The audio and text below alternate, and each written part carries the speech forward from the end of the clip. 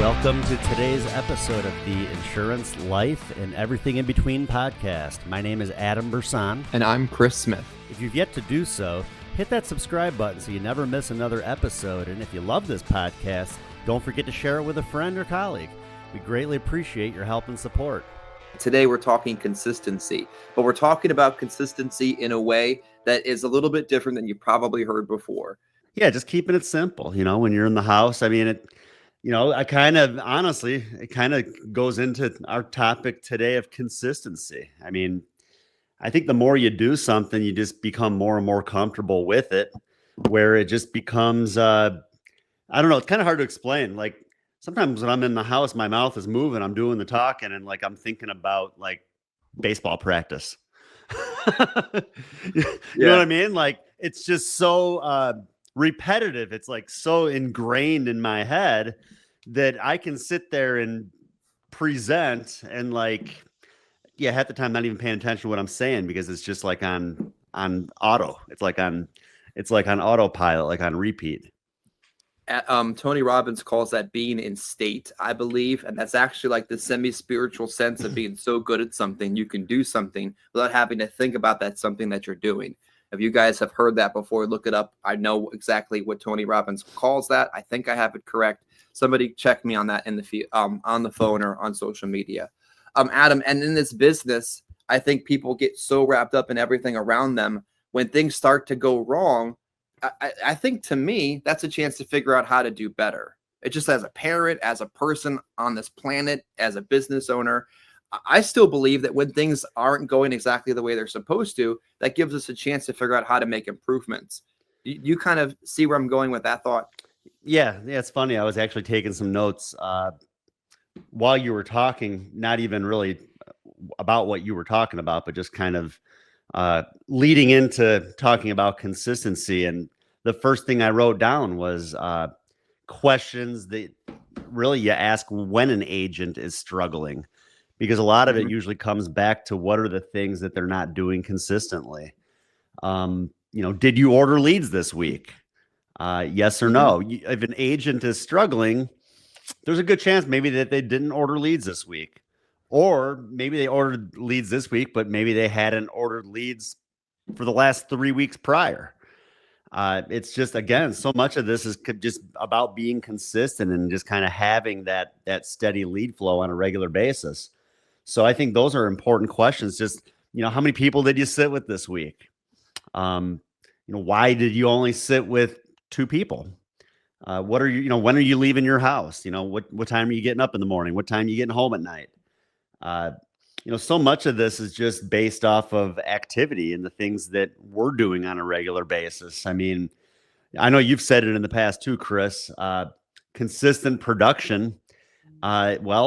It all comes from all the other activities that we're consistently doing. When it comes to consistently ordering leads, consistently having appointment setters that are setting up the week for us,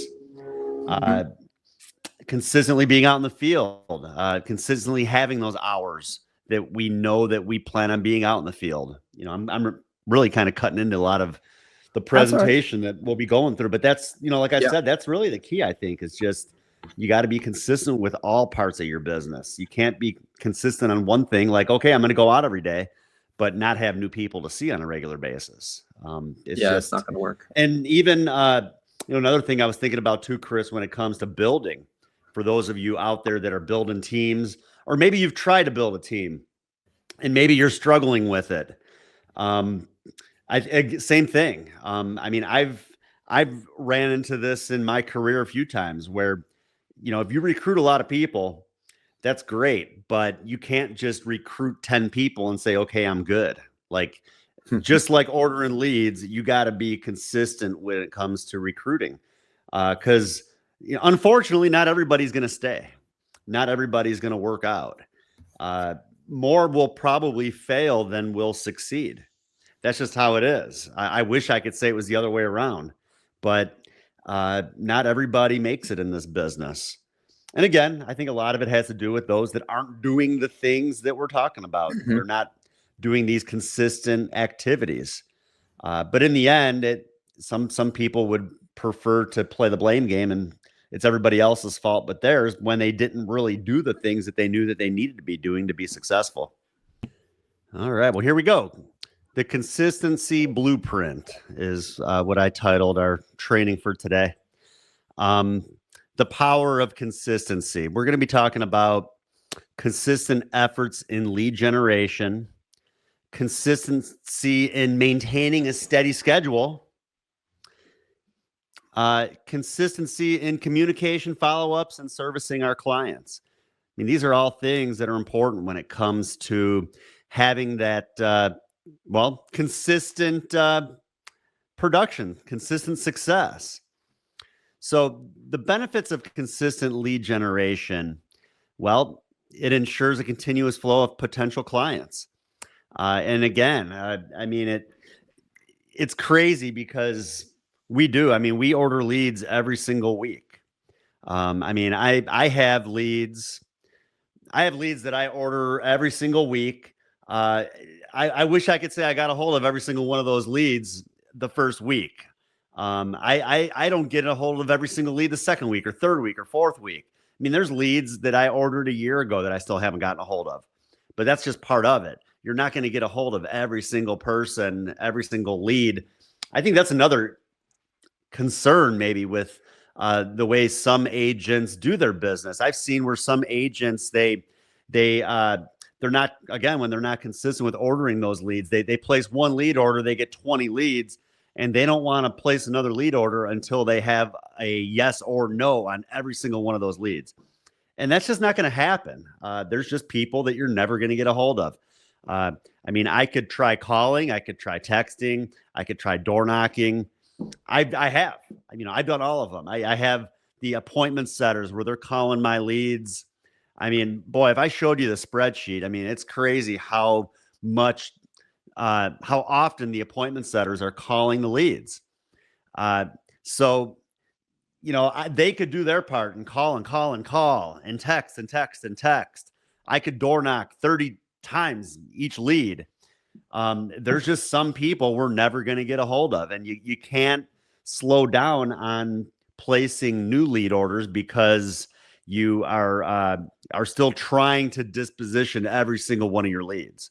So, again, talking about just consistency with this, and really it's about building up an inventory, having that steady flow of leads on a regular basis. And, the good thing about having an inventory of leads, when I'm in an area now, and let's say it's 10 o'clock in the morning and I might not have an appointment until 1 o'clock.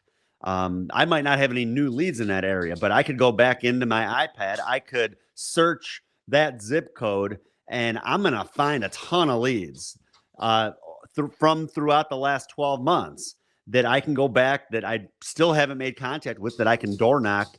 And I mean, you would be surprised at the number of people that I still make connections with on leads that are a year old, people that just filled the thing out that I was never able to reach the first few times. So again, if I wasn't consistent with placing those lead orders and building up that inventory, I wouldn't have the ability to be able to do that. So let's see here. It improves your conversion rate. Again, I mean, consistently ordering leads, you're going to sit down with a consistent number of people and you're going to get better. And that's going to improve your conversion rate over time. And like I mentioned earlier, it builds up that inventory of contacts. When I'm in an area, I always have people to see, and not a whole lot of downtime. I mean, when I'm out in the field, 9 in the morning till, last appointment, usually 6 o'clock at night. In the summertime, I'm usually door knocking till 7:30 or 8 o'clock at night. So again, by building up that inventory, it makes it a lot easier to be able to create activity when I need it. I see Chris twice here on the bottom. Uh-oh. What's up? What's up, Chris? How'd that happen? Uh-oh. How do I remove my other self? All right, I removed you. Yeah. Real quick side note, I had some technical difficulties there. You're talking about the importance of consistently purchasing leads. For those wondering about appointment setting, I have a number to share with you that I've shared with you guys before. 38%. 38% of the leads you purchase, you should be setting an appointment with. off of that initial set of leads. Now that 38% is extracted in week one, come back the next week, you can't expect the same results off the same set of leads. There's no way you're going to get the consistency to develop the averages necessary if you're not doing the same thing over and over again. Our entire industry is so massively predictable. That's why the insurance industry exists. You have to be consistent to allow that predictability to take place. Yes.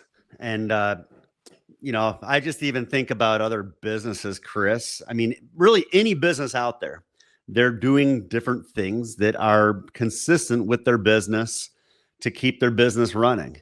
You go to the gas station. I mean, they're filling up the gas at the gas station all the time. If they didn't fill up the gas at the gas station, nobody would have gas to put in their cars. Just stuff like that. I mean, any business, restaurant, they consistently have more food coming in. People aren't showing up at a restaurant and ordering something. Oh, sorry. We're all out of that. We're all out of this too. And everything else. Like, no, they're consistently, it's part of their business. All of that really is like purchasing leads. The restaurant, well, they have to purchase the food. They got to purchase stuff around the restaurant to be able to have people in their building to be able to serve to. Just like in our business, we have to purchase leads in order to go out and serve the people that need our help. So moving forward here, tips to have a steady lead flow. Pretty easy. Set money aside from every commission you earn to purchase more leads. You got a budget. I recommend to new agents, I think it's good to set aside at least 20% of every sale that you make. Open up a separate bank account if you need to. These days, it makes it pretty easy. I mean, there's accounts out there where you could even have it set on autopilot, where automatically, anytime a deposit comes in, a certain percentage could automatically move over to a separate account. But that's just something that's going to make it easier on you, whether you have that ability or not with whatever bank that you use. Even if you got to do it manually, just remember, when you have a commission coming in, move that money over, pretend like you never saw it. The only thing you're using it for is to purchase leads. And you got to build that budget up and have that money. And like I said, pretend like you never saw the money. And the only thing that money's there for is for future lead orders, because you are running a business. And with any business out there, with any business out there, there's expenses involved. That's just part of it. And that's what you're going to do to keep your business running, is to have that steady lead flow. Yeah. What's up, Chris? You look like you want to say something. Yeah, there's a lot of caffeine in this latte today from the coffee store. I interrupted. I'm sorry. I told somebody yesterday, the money in my business bank account is not my money, and my money is the salary I take from my business and nothing else. I heard Kyrie say it a couple of weeks ago. The thing he wanted to improve on this year is removing those monies from commingling and really looking at business money as business money. And when you look at business money as business money, buying leads is normal. It's no big deal. And I think a lot of agents, maybe somebody watching today, has to say to themselves, if I didn't go into the field today as a personal producer, fully dependent on my production to pay my bills, then my business was closed.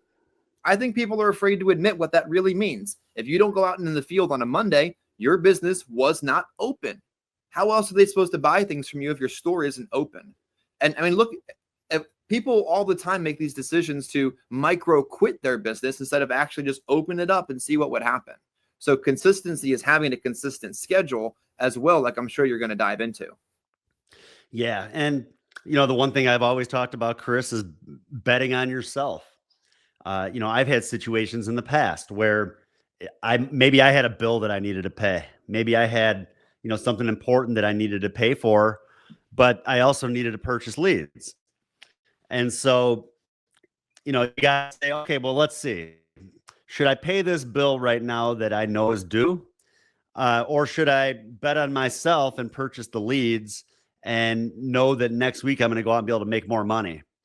And that's really the wager that you got to put on yourself. And I think that more people need to focus on betting on themselves, purchasing leads.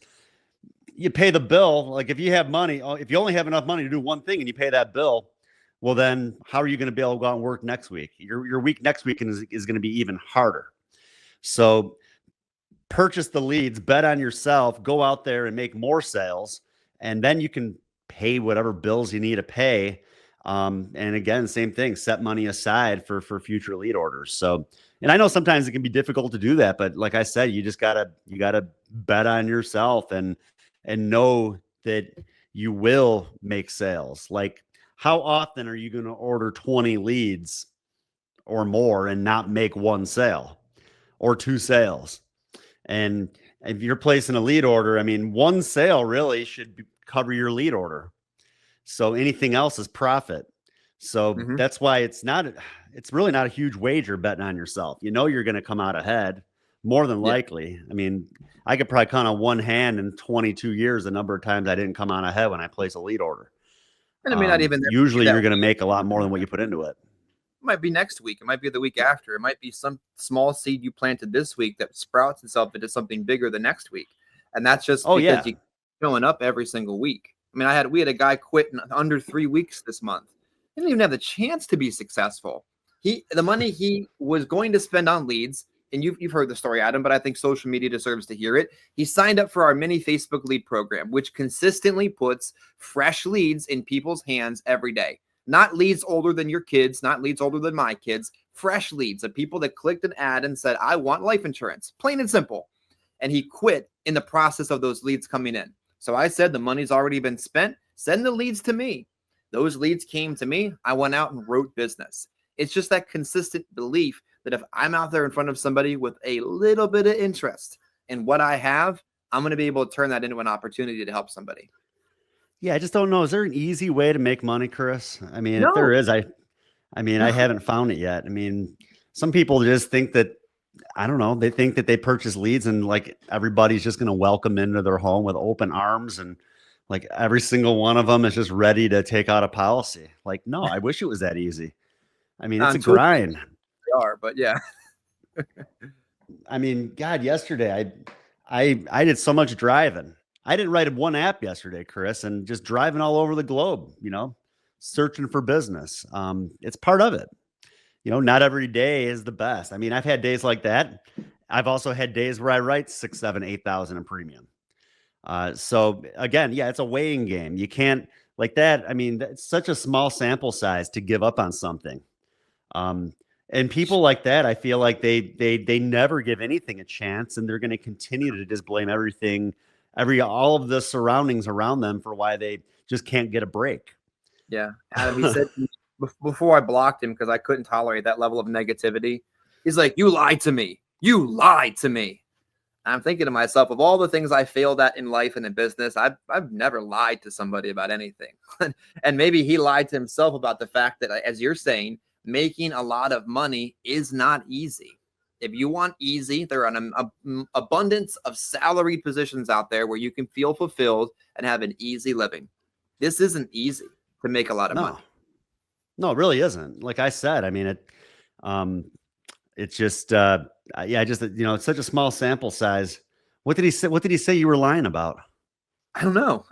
I don't lie. I was blown away. I'm like, there's nothing I lie about. And I mean, maybe I wasn't realistic enough about the fact that this wasn't easy enough. But I mean, how many videos have we posted in 2 years that have said repeatedly, this isn't easy. Here's the system that you have to do it, but you have to do it. So I was blown away. But I was actually fine with the fact that I proved the system still works when I took the money that was meant for his leads and went out there and worked them and proved that it worked. Like if I failed them, I'd be like, man, I feel awful. I freaking failed this guy, but I definitely didn't. Maybe the issue is so many of the other places out there make this business out to be easier than it is. Yeah. So regardless of where the agent decides that they finally want to plant their contracts or whatever you want to say, I mean, I think that maybe going in, they just think, oh yeah, boy, it's going to be easy. You know, I talked about that. You see some of these TikTok videos and agents on the phone, they just make it look so easy. And it's like, how many hundreds of calls did you have to make until you finally got that one lay down on the phone to make your video? I mean, it's not that easy. And it's either way, whether you're out in the field or you're selling over the phone. It's a grind. I mean, you got to put the time in. And those that are successful will tell you that. I bet even the people making these videos that make it look easy, they'll tell you, no, I wish it was that easy. But it just isn't. But I think that, unfortunately, I think a lot of that tends to make this business look as though it is easy and misleading. And that's when people like that show up, Chris, and they think that, a small lead campaign, what was it, like 270, 250 or 275 for like what, 10 Facebook leads, something like that? Yeah. Yeah. So it's not retail cost. And Melvin asked a question about it. So we'll take a quick sidebar and answer the question. We have a almost a new rule here, and I can't make rules. You're 1099. You can do what you freaking want. But I know for a fact that consistency leads to results, and a lack of consistency leads to roll up, plain and simple. The agents that roll debt to us are typically not on leads and not invested in consistent results. So I believe that if you're going to do this business right and you're going to do it with our agency, you need to be on leads, plain and simple. You want to be on advancing, you got to be on leads. Otherwise, I'm just buying myself more debt.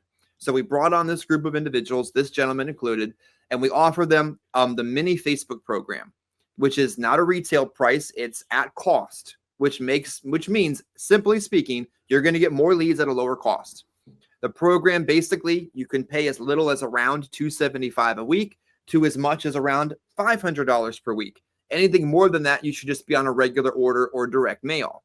The program is designed at a low cost to give you a few people every week to just kind of ramp up your business. Approximately 10 to 12 leads a week, Melvin, off of the lowest end of the ad spend. And that 10 to 12 people are fresh, interested individuals, not 10-year-old leads that 10 other agents have worked. So you can go out there and start making money and slowly scale up your weekly investment to slowly increase your lead spend. So that's what we love to start agents out on. Give them a little skin in the game. Give them some fresh people to see. Give them some proof of concept. And then they can scale, as John Washoe has done, as Jerry Garcia has done. They keep increasing that lead order a little bit at a time, that lead spend, to increase that lead order. So that's a long answer to a short question, but hopefully that answers Melvin's question about the lead program. And the cool part about it is you can even add it on top of your direct mail order, like I'm going to do, because the leads are so high intent. Adam, you've worked toolkit leads before. They're so high intent that, God, I walked into the house and the guy's like, yeah, I filled that out over the weekend. I need life insurance. My wife just died. I don't have it. Can you help me get it? Could you be served up any more play down? Yeah.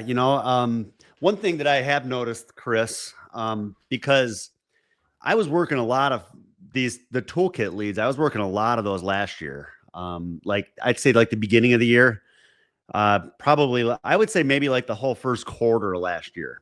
And then I finally kind of got on the steady flow of the direct mail, where now I'd say the last 9-10 months, I've had pretty steady flow of direct mail every single week. Mm-hmm. And I remember last year working the toolkit leads, and I was like, man, they're really good leads, and they still are really good leads, where I can show up and say the word life insurance and I don't get like kicked off of the front porch. I mean, like, people know it's about life insurance when they're filling the form out. So it's not misleading. I don't have to walk up and act like I work for the government and let everybody know what I did this week. You mean you don't? Yeah. The reality of Facebook leads is, when you're talking about face-to-face sales, Josh gave you a good reference, guys, about doing it for telesales, $80 to $100 a day if you're going to even come close to surviving. When you're doing digital marketing for face-to-face, you have to buy 4 times as many Facebook leads to equal 1 direct mail, just simply on the fact that they're more spread out.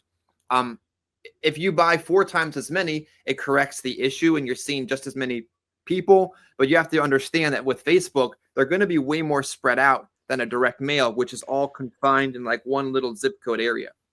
Oh, yeah. Well, one thing, Chris, that I was going to mention is that the one thing, at least that I noticed this week, and maybe it is small sample size because, again, I haven't worked the Facebook leads in probably a good 9-10 months. One thing I noticed, it seems like even more than ever, it's like you got to get on these things quick. Right away. I think the telesales market is so big and so many people are running these ads, and that they fill out the one ad for Toolkit, but then they see 5 other ones that they're filling out. I worked 20 of the Facebook leads this week, and I bet at least of the people I got a hold of, at least 3 or 4 of them told me that they had just taken out a policy, that like they had just taken care of it. I sat down with one of them that I might end up replacing what she just did, but yeah, I mean, there were a good at least 3 or 4 of them that they had just taken out a policy within like the last couple days. So that, to me, that just means that they are looking for insurance. Oh yeah. They're filling out the ads, and you got to be the first one to get in touch with them. And they fill, and that's where I think that door knocking them is good, because you're going to get so many people don't answer their phone that you're going to get in front of a lot of the leads before that person that is just constantly calling nonstop. So if you're door knocking it, yeah, there's still a good chance. Even, some people, yeah, they'll answer the phone. Maybe they'll end up getting sold over the phone. But I think that a lot of them, you just got to hurry up on them. I mean, when you see that thing come in, door knock it the same day. Like, don't be afraid. Don't be like, oh, they're going to think that's weird if I just show up the same day. No. Maybe if you have that set in your mind, they're going to think it's weird, but you can't even think about it. I mean, yeah, the sooner you get on it, the better. And you just tell them, I saw that your response had just come in. I've done that. I've door knocked a Facebook lead 10 minutes after they filled the thing out. Me too. Just happened to be in the area. Yep. And that's what I tell them. I noticed you just sent this in. I just coincidentally happened to be in the area. So I figured I'd try catching you to go over this, because I know that's important. But the sooner you get on those things, the better. And I think that that's more important now than ever. I was kind of surprised at the how many had told me, we just did this like yesterday. Yeah. So that just tells me they're filling these things out, and they're not just filling out one. So don't think, as an agent, if you're buying leads from any Facebook vendor that they're being resold. That's not what's happening. There's so many ads out there, and that people are just so, they're filling out more than one ad. They're filling out more than one form, and that's just leading to a lot of competition on that side of it. Yeah, and that's still I don't run into that with direct mail. Yeah, direct mail, you're going to get a little bit of a different type of clientele, and that's okay too. I door knocked a Medicare lead. I did not door knock a Medicare lead. Let's forget I said that. I door knocked a lead that had come in within 12 minutes of the lead being generated. And the lady says to me, I didn't fill that out. I'm like, yeah, I definitely did. It was just so quick. It was a knee-jerk reaction that she had to the fact that she clicked the button and I had showed up that quickly. I had a call yesterday from somebody that had placed an order for Toolkit, and he said, we went to those leads right away, and they said they didn't remember filling them out. And I said, I've gotten the same response, but that's because it's called a smoke screen, and we have to be able to overcome the smoke screen. And remember, they did fill that out. They just did not expect you to show up that quickly to do your job. And one of the things, Adam, that I think is going to become more and more prevalent in what we're doing in our agency is instituting the CRM into that digital marketing, because the CRM is sending out automations. AI is responding. It's talking to that lead quicker than you can talk to that lead. So then the AI and the CRM is talking to it. The appointment team is talking to it. You're door knocking it. And at that point, you're giving every at-bat possible to disposition that lead. It's going to be exciting. Yeah, I think that helps for sure, because that's, on the telesales side, I know so many of the lead generation, they have that capability where they're receiving those text messages. Someone fills out that form and instantly is receiving a text message, which makes it easier. Sometimes it's hard to just hurry up and get on the phone right away. But the system will automatically send the text. I had a lead come in the other night. It was like 11 o'clock at night. And I thought about it for a second. Should I call this person? I mean, heck, I know they're up. They just sent the thing in, but then they might think that that was kind of weird, but I Yeah. didn't do it. Anyways, yeah, I'm going to move forward here, Chris, with, let's see what else we got here. Tips to a steady lead flow. We're talking about having a budget. Also know where you're purchasing your leads from. I think that helps. Build some relationships with different lead vendors, whether that's the toolkit leads that, like I said, I know we're in the process. Chris has been working on, our own lead generation as well. Direct mail, find a vendor that you like working with, and set that order up on autopilot. I've done a lot of business in the past with like need a lead. I can let them know, hey, I want 30 leads a week. Here's a list of zip codes. Just automatically charge my card every week. And they'll do it. They'll charge your card. That's why it's important to set that money aside, put it into the account where they can charge it from. And just every week they'll place that lead order for you, and then you'll just consistently have that steady lead flow coming in. And that's important. You don't want to take weeks off on ordering leads. Just have that steady lead flow on a regular basis. So let's talk about maintaining a steady schedule, because that's also important. That's going to help with increasing your production as well. It's going to help you build stronger relationships with your clients, which you might be wondering why. Well, it keeps you out in the field. It's going to reduce stress because you're going to have more money. Strategies to maintain a steady schedule: set your work hours and set your leisure hours, and set time slots throughout your workday for what needs to get accomplished. When you want appointments, when you want to maybe work on office work, when you want to work on your follow-ups, people that you need to get back in touch with. Follow-ups, I always say, I don't get much out of follow-ups. Still not a bad idea. If you can't close that person, don't just give up on them. I mean, call them until they tell you to quit calling them. Set priorities for what's most important and least important to your day. And that's something I really do on like my Mondays and Fridays. And I'm going to go through my current work week now. See, Mondays and Fridays are usually my office days. Today, a little bit different. I do have a phone appointment. A lady that I door knocked yesterday, she couldn't meet me, and she said, well, call me tomorrow. We'll see how that goes. It didn't seem like she was blowing me off. It seemed like she actually wanted to talk to me. So we'll see. And then I got to go to the dentist today. And then I actually do have a couple appointments this afternoon. So today, a little bit different, because usually my Mondays and Fridays are just office days.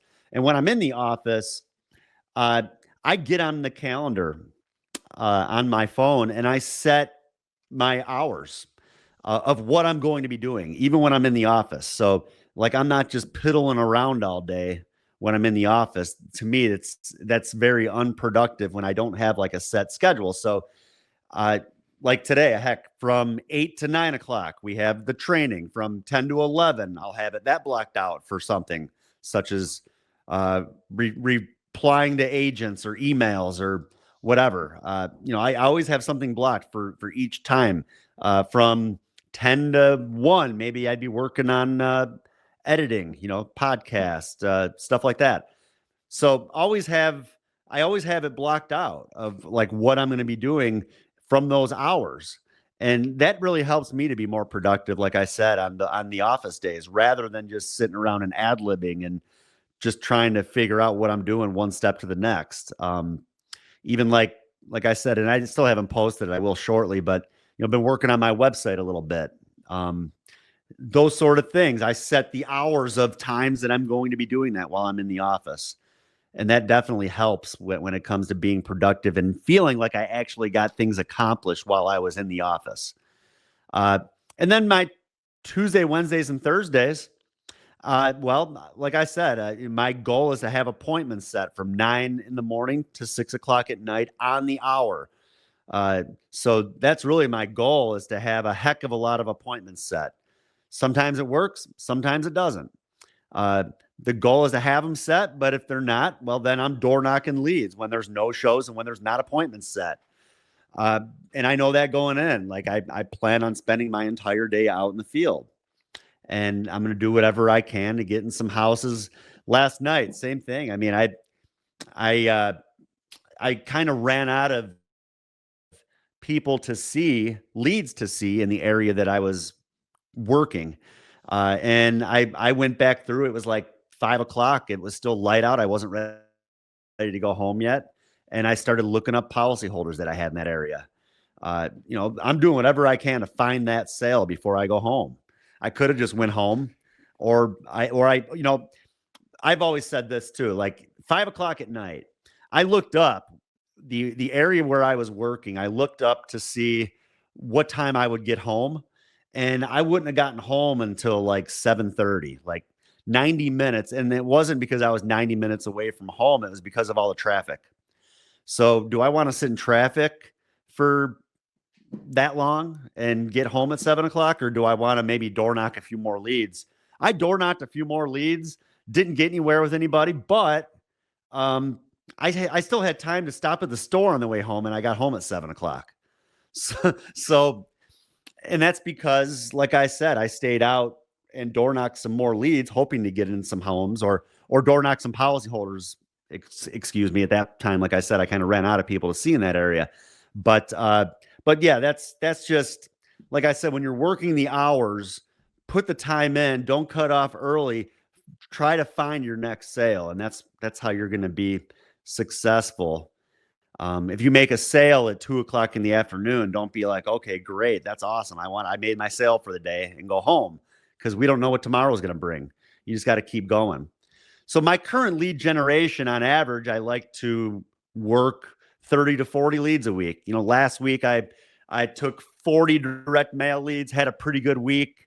This week, a little low on leads. I ended up working some of the Facebook leads, and I didn't invest as much into the business, and I didn't have as good of results. So again, I mean, it's about being consistent and having that steady lead flow. Average weekly production, 6,000 a week on 30 to 40 leads, pretty easy. Last week I took 40 leads. I wrote 6,500 in premium, with more business to come off of them. So that's just a good question to ask yourself. Would you invest $1,000 to $1,500 a week if the return on your investment was 500 to 1,000%? Because that's really what it is. If you think about it, I mean, that's a pretty good investment. You could invest $1,200 to make $6,500. That's a pretty good deal. I mean, that's an investment I would think anybody would want to make. So just again, like I said, bet on yourself. The wager is the money that you're putting into the leads, but bet on yourself to get out there and make it happen. And you end up making a heck of a lot more than what you're putting into it. You control the outcome. You really do. And that's, like I said, that's about all we had for today. Check out unitylifegroup.com/careers for more information. If you're looking to, get going in the business or make a move, looking for new people to work with, be more than happy to help you. And, of course, check out the YouTube, Adam Bersan YouTube, as well as the Insurance Life and Everything in Between YouTube channel. Lots of good content on both. Been a little better lately at kind of staying up to date with posting the videos. And of course, we also have the podcast that you can check out on Apple and Spotify and Amazon, and I don't know, all these other ones I forget the names of. So quite a bit of them out there. Here's my contact information. Get a hold of me. I'd be more than happy to set up a conversation with you. If you're with us, or even if you're with or without us. If you're with us and you just need help, give me a call. If you're not with us, I'd be still happy to help you. Regardless of whether you want to work together or not, still be happy to have a conversation with you. So that's about all I had for today. Be consistent with being successful, and that's going to happen by doing all the stuff that we talked about today, with consistently having that steady lead flow, with consistently having a steady schedule and knowing what your day is going to look like, not cutting off work early because you made a sale at 2 o'clock in the afternoon, sticking with it. We don't know what tomorrow is going to bring us. And like I said, and sometimes if you have to deviate off of that schedule, well, like today, I'm deviating off of that schedule, but it's to go out and make more money. So Usually I'm going to take my Friday for the office, but today I'll be in the office a little bit, but I didn't hit the goals that I wanted to hit Tuesday, Wednesday, and Thursday. So I'm back at it today. And we'll see what happens. But anyways, yeah, thanks again. Have a great weekend, and we'll see you again next Friday. Take care. And this concludes another episode of the Insurance, Life, and Everything in Between podcast. If you like what you heard, don't forget to subscribe, share with a friend or colleague. And if you have any comments or suggestions for future episodes, please leave those too. Any input is greatly appreciated. Thank you.